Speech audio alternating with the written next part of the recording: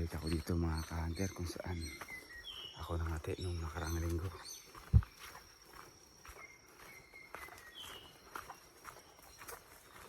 Ang oras ngayon mga ka-hunter 5:50. Umaga na ngayon mga ka-hunter. Samahan niyo ako mga idol. So yan mga idol, kakarating ko lang sa Misapa mga ka-hunter. Wala nang natila ako dito. Sana may matsambang pa tayo. Kanina ka-hunter, napakaraming tumitila ako dito. Kaso dahil nga malayo, hindi ko basta napuntahan. Yung daanan na dinaanan ko, napakahirap. Masukal.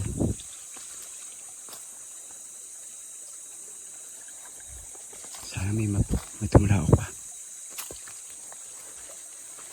Nasa 7:30 na rin mahigit mga idol.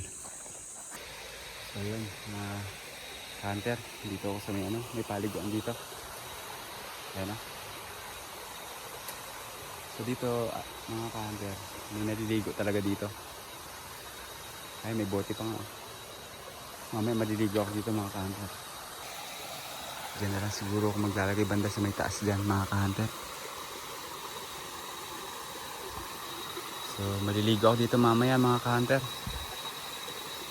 Ako lang mag-isa. Malalim to, lagpas tao rin.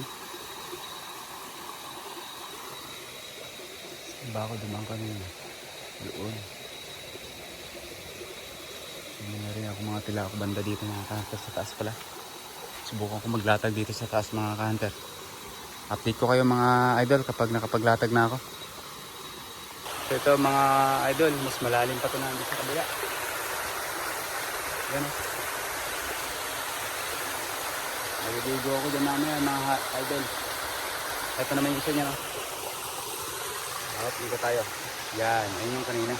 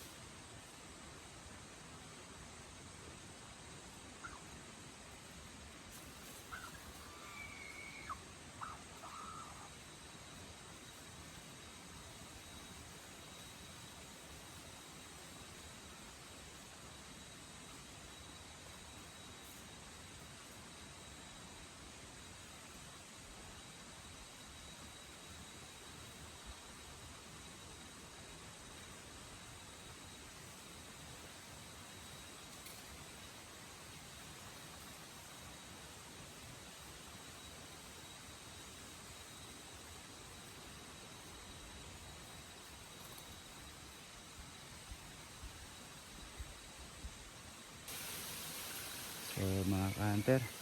Napakabata pa nung lumapit sa kanya. Tapos nahalata pa yung camera natin.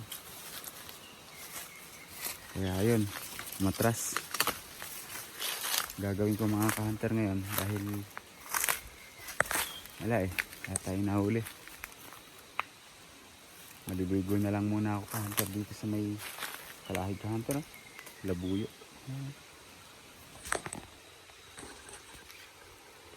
Yung kalahig ng labuyo dito. Ang dami, sobrang dami.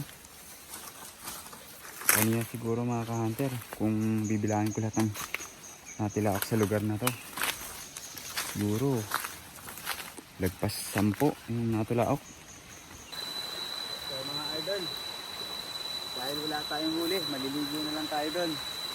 Ayos. Wala.